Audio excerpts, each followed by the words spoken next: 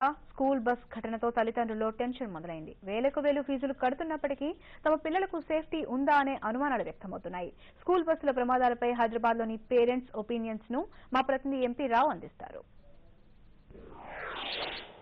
వరుసగా జరుగుతున్న school bus ప్రమాదాలతో తల్లిదండ్రుల్లో ఆందోళన మొదలైంది. తమ ఇంటి నుంచి తమ బిడ్డను స్కూల్కి పంపిన తర్వాత మళ్ళీ సేఫ్టీగా వెనక్కి తిరిగి వస్తారనే గ్యారంటీ లేకపోతుంది. అసలు ఎంతవరకు ఆ బస్సులో ఉండేటటువంటి డ్రైవర్స్ కానీ క్లీనర్స్ కానీ ఎంతవరకు సేఫ్టీగా తీసుకెళ్తున్నారు, మళ్ళీ ఎంతవరకు తిరిగి వస్తున్నారు, ఒకవేళ మేనేజ్మెంట్ అసలు దానిపై దృష్టి పెడుతుందా లేదా అనే దాని మీద కూడా తల్లిదండ్రులు దృష్టి సారిస్తున్నారు. నిన్న జరిగినటువంటి బస్సు ప్రమాదం కానీ లేదా రీసెంట్గా ఫిబ్రవరిలో జరిగినటువంటి బస్సు యాక్సిడెంట్ కానీ ఇవన్నీ కూడా తల్లిదండ్రులు చాలా ఆందోళన గురి చేస్తున్నాయి.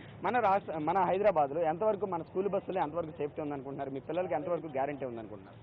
స్కూల్ బస్సెస్ అయితే అసలు సేఫ్ లేవండి. పిల్లలు ఇంటి దగ్గర నుంచి పోయినప్పటి నుంచి మళ్ళీ ఇంటికి వచ్చే వరకు సరిగా వస్తారో రారన్న టెన్షన్ అయితే ఉన్నది. అంటే ఇప్పుడు మా పాప మా స్లేట్ స్కూల్లో చదువుతుంది. ఈ స్కూల్లో అందరు భద్రతా ప్రమాణాలు పాటిస్తున్నారు. కానీ మా అపార్ట్మెంట్స్లో చాలా మంది పిల్లలు ఉన్నారు. వాళ్ళ బస్సెస్ చూస్తే బస్సెస్ ఏవి సరైన కండిషన్లో లేవు. మా స్కూల్ కన్సర్న్ ఉన్నంత వరకు బస్సులో క్లీనర్స్, వ్యాన్ మదర్స్ అందరు ఉంటారు. మామూలుగా వేరే స్కూల్స్లో చూస్తే ఒక డ్రైవర్ ఒకరే ఉంటారనమాట. బస్సులో డ్రైవర్కి వెహికల్ నడిపించాలా, పిల్లల్ని చూసుకోవాలా, అది ఇబ్బంది పడుతుంటారు డ్రైవర్స్. అందువల్ల వాళ్ళు కాన్సన్ట్రేట్ చేయలేకపోతారనమాట. కానీ మా స్కూల్ కన్సర్న్ అయ్యే వరకు మేము వ్యాన్ మదర్స్, క్లీనర్స్ పెడతాము.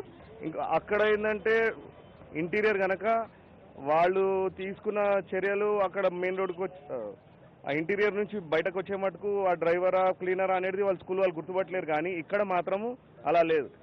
ఇక్కడ పర్టికులర్గా ఉంటుంది. ఇంకోటి ఏంటంటే ట్రాఫిక్ రూల్స్ ప్రకారమే పోవాల్సి వస్తుంది వెహికల్. అండ్ మీకు ఎక్కడ చూసినా కానీ చెక్కింగ్స్ ఉంటాయి. And every bus is having a supporting person and the driver, and every norms are taken care. So that సిటీలో ఇంత ట్రాఫిక్లో రఫ్గా నడిపించే ఛాన్స్ కూడా లేదు డ్రైవర్స్కి. So that I think in city it is safety. And ఇంకోటి స్కూల్ నుంచి రిక్వెస్ట్ ఏంటంటే every child kindly take care of the child so that సేఫ్గా పిల్లలు ఇంటికి వస్తున్నారు అన్న నమ్మకం పేరెంట్స్కి రావాలి అనేది మా ఉద్దేశం.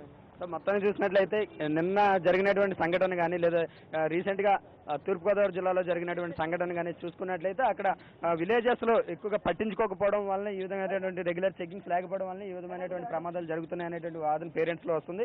అయితే హైదరాబాద్ వరకు చూసినట్లయితే ఇక్కడ రెగ్యులర్గా తనిఖీలు జరగడం కానీ స్పెషల్ రవాణా శాఖ అధికారులు కానీ పోలీసులు కానీ ప్రత్యేకంగా ఆటోల్లో కానీ స్కూల్ బస్సుల్లో వెళ్ళేటటువంటి పిల్లల మీద బస్సుల మీద స్పెషల్గా ఎప్పటికప్పుడు తనిఖీలు నిర్వహించడం వల్ల ఇక్కడ తమ పిల్లలకు సేఫ్టీగానే ఉంటుందని చెప్పేసి ఇక్కడ తల్లిదండ్రులు భావిస్తున్నారు.